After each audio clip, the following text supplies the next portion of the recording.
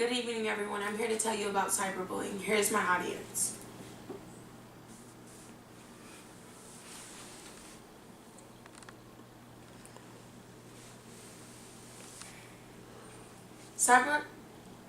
Cyberbullying mostly affects middle school and high school students in various classes, most of which consist of working classes, lower middle class, and middle class backgrounds.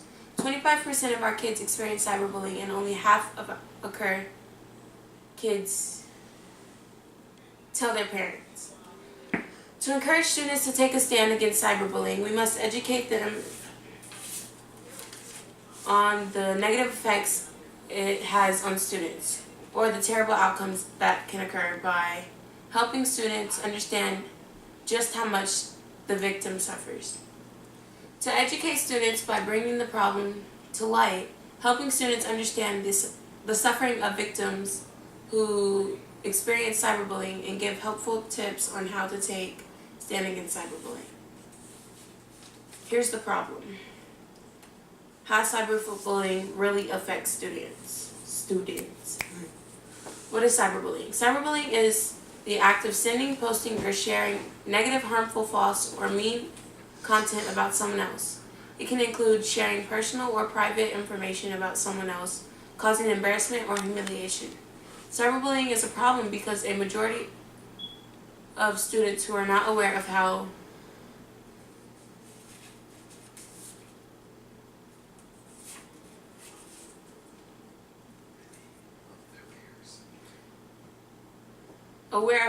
many of their peers are affected. More than 1 in 3 young people have experienced cyber threats online. Over 25% of adolescents and teens have been bullied repeatedly through their cell phones or on the internet. This shows how many students are statistically affected by cyberbullying. It is unfortunate of only half of students that experience cyberbullying do not tell their parents about it.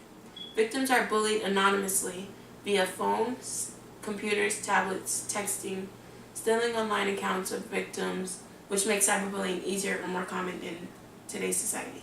The parents of cyberbullies are not involved in their children's lives, which is why cyberbullying is a problem and is not stopped in its tracks. The causes of cyberbullying: the ability to hide anonymously behind a screen.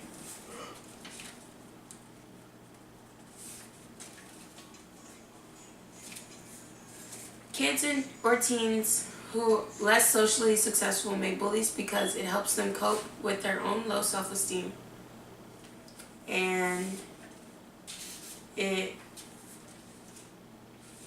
popularity and the need to feel powerful by hurting others is one of the causes of cyberbullying, because they believe it will help them fit in with their peers.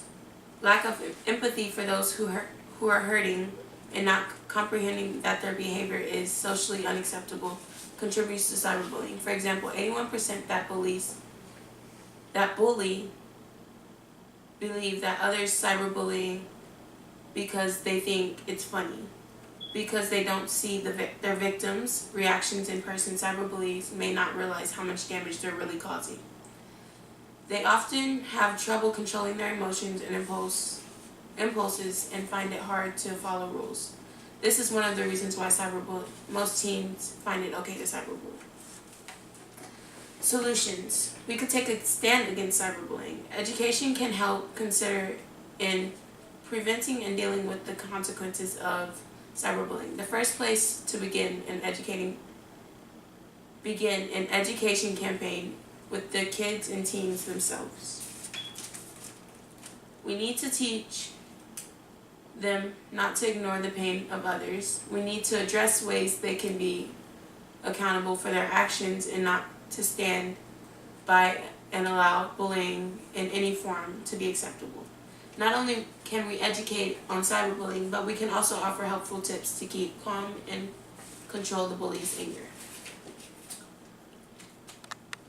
Therefore, educating bystanders and victims on how to take a stand against cyberbullying, and to educate the bully on how to better deal with their anger, revenge, and need to feel power over others. As a result, cyberbullying is caused by the negligence of bullies' parents, the